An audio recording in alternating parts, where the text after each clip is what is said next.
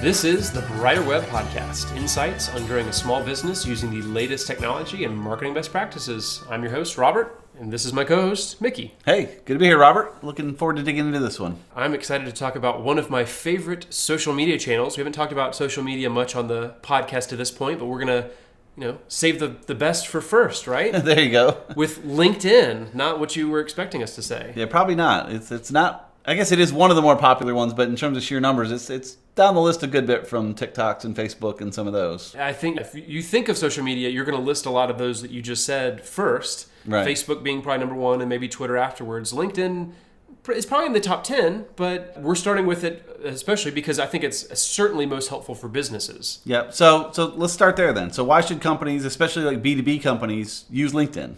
Well, obviously it's a lot more niche, especially compared to Facebook, which is just wants to be everything for everybody. LinkedIn is for professionals. It is a professional networking site. It's a great way to find people to do business with, a great way to find a job or to find a good employee for your company. And it's a good way to learn a lot of really helpful industry information. I think one of the reasons why I like it so much is because it's not as in your face with ads. Facebook and Twitter and most of the other ones out there, the vast majority of their revenue is coming from advertising. Like they want to build a platform that drives ad revenue. And LinkedIn is a little bit different. They have a different revenue model that doesn't completely rely on ads. I guess I will dig in that a little bit more. The other ways they make ads is they have premium accounts where you can do a lot more searching and a lot more things like that. And so you can pay a monthly fee to get that. So they earn money from some of those users. You can also pay to list a job, which is a very helpful thing. And it's something people are actually searching for. So it's almost like if you put an advertisement out there on Facebook and people flock to it, well, that's what it is for LinkedIn and job postings. Like people are actively looking for jobs. And so it's a good way for businesses to engage, but it's also a good way for LinkedIn to actually make money. Yep, for sure. And one of my favorite pieces of it too is it's free from politically charged nonsense, I think is the way you had said it before. And I love that. I've actually seen a few times recently where someone will post something nonsense like that on LinkedIn and people will just jump on them right away that this is not the place for that. Whereas on Facebook, people will jump on it maybe to argue and share their links and whatever, and that's what it is. But on LinkedIn, people will jump in and say, no, not here. Like, please don't do that here. And generally, people don't. It's great for that. I feel absolutely the same way. I honestly, at this point, avoid going on to Facebook and even Instagram and some of the, like Twitter to some degree, because you're right. Like, it's a lot of heated debates. It's a lot of uncomfortable conversations. And it doesn't have to be, but it's unavoidable on a lot of those platforms. And LinkedIn, thankfully, I think because it's a niche thing, can avoid that. And you're right, like anytime it does crop up, because it's going to every once in a while, but people will defend it and say, no, this is not what this is for. We're here to spread positivity. We're here to celebrate one another and learn from one another and network with one another and not debate abortion rights and gun rights and all those kind of other things that just have so clouded so many of the other social media platforms. Yeah, and I'm curious how LinkedIn pulled that off too, because it's not really a rule that you can't talk about gun rights or whatever, but it's just people accepted that's not what we're here for, which I think probably is more effective than trying to govern it. Correct. So, yeah, it's a self-monitoring community. All right, so that all sounds great. Certainly agree with everything you said there. So how can a business leader start using LinkedIn? Well, begin from the very beginning by claiming your business's company page. Sometimes LinkedIn will automatically generate some of those things. Sometimes a former employee has created that page, or sometimes you're starting from scratch and you're actually creating that page with all your company information. But that's a first place to actually start growing visibility for your business. Actually connect it with all the personal profiles that your employees have on LinkedIn, because depending on your industry and your size and all that stuff, odds are that at least a few of your employees are active on LinkedIn or at least have profiles on there, which is a good thing. And you can very easily connect your company profile with their personal one if they say, hey, I work here at this company and this is my job title. So just growing there, building a solid foundation for your network is a really important place to begin. Then also using it to recruit new talent. If you have job openings and those kind of things, posting job listings, because that is by far the content that performs the best on LinkedIn. Anytime you're posting about, hey, we're hiring for this position, right.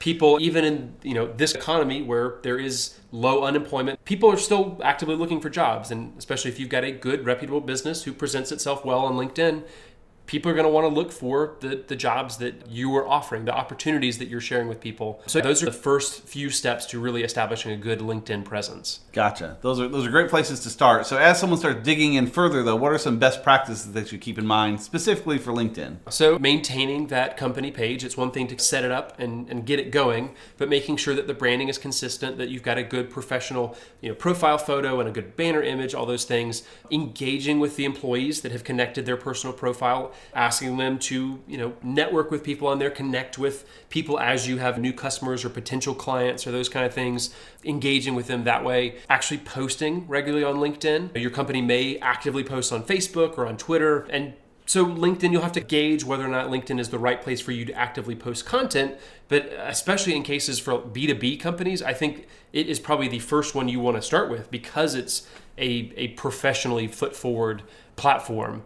So just using compelling posts, including videos or infographics or longer posts that are blog-like in nature are some of the things that perform really well on LinkedIn. Understanding who your audience is, looking at the people who are following your page, especially because on Facebook and Twitter and those other platforms that are more personally focused, you're going to see things like their gender and maybe their household income and maybe their age, things like that. LinkedIn is more focused on understanding people's job experience, what industry they're in, what job title they're in, their seniority. So you're going to get a lot different audience data when it comes to slicing your audience up on LinkedIn. Engaging with other people, maybe even following your competitors, companies that you want to be like you can follow company pages on LinkedIn. So do that both as a person, as an individual, but also as a company. Like watch what other companies are doing on LinkedIn and follow, learn from that type of stuff, see what's working for them and how you can take advantage of those kind of things.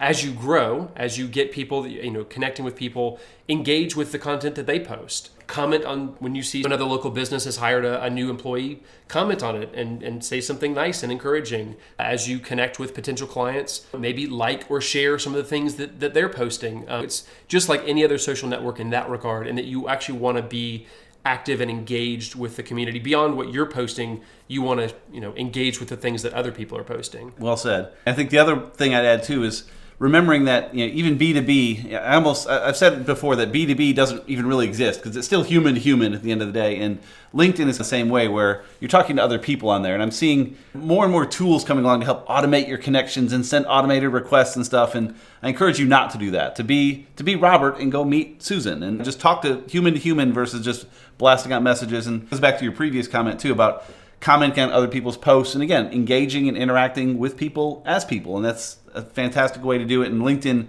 generally speaking, supports that very, very well. And I've seen that both in managing both profiles and company pages. You want to post on behalf of your company and comment on behalf of your company just to put your brand out there and to build awareness. But always I see that the more engaging type of posts are coming from individuals. And so that's one of the reasons we've mentioned so many times, engage your employees, because people are going to so much more want to connect with and have a conversation with an individual versus a company. And so that's a trickier thing to do. It's trickier to manage all your employees and ask them to post this often. And there are different ways that you can do that, ways that you can engage your whole team.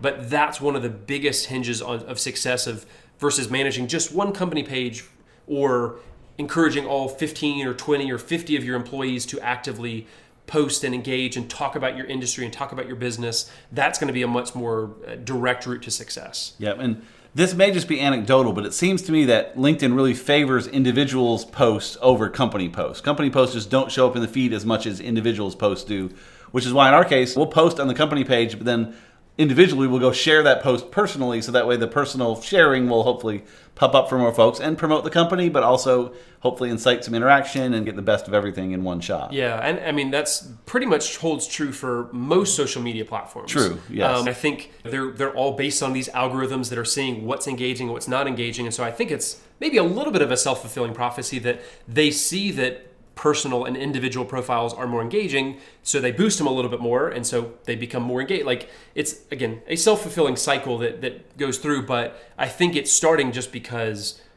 that's what people naturally tend to engage with. Yep. So most everything we said about LinkedIn is very positive, and I think, frankly, it is very positive. We encourage you all to spend more time on there probably than you have so far. We've talked about a few little downsides, some of the automation that gets in there, and profiles doing a little bit better than business pages. Any other downsides that people should be aware of? There are some definitely trade-offs. Facebook has built itself to be a big marketing platform, and LinkedIn isn't that way in a good way, but there are some negative sides of that. Groups are not as engaging. That's more based on my anecdotal evidence. I've managed Facebook groups and I've managed LinkedIn groups, and Facebook groups, again, because Facebook has put so much algorithm juice behind it, they are really pumping the content really are, groups. yes. So Facebook groups are really, really effective and really good for building community. Unfortunately, I have not seen the same thing with LinkedIn groups. I've tried to get those off the ground. I've tried to get those started.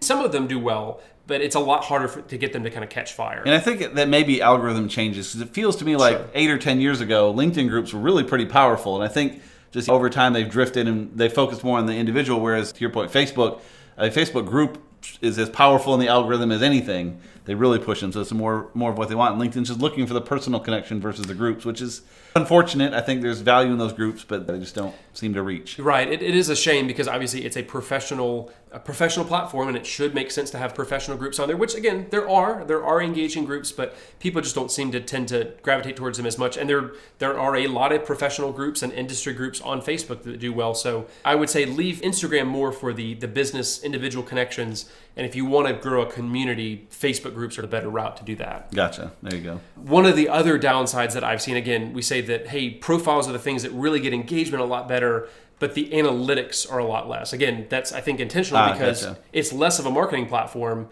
but it's harder to see, well, how many people saw this and who saw this post that I did individually and all that kind of stuff. So from an anecdotal standpoint, from an evidence-based standpoint, it's really good, because you can see that people are engaging, but it's a lot harder to dig into the hard data and view that stuff, compared to there are a little bit better analytics when it comes to a company page on LinkedIn. Yep. Well said. I like that. Awesome. So thanks so much for listening to this episode of the Brighter Web Podcast, brought to you by Green Melon, a digital marketing agency. To help your business keep up with the latest digital marketing trends, check us out at greenmelon.com. You can also find show notes and more episodes at abrighterweb.com.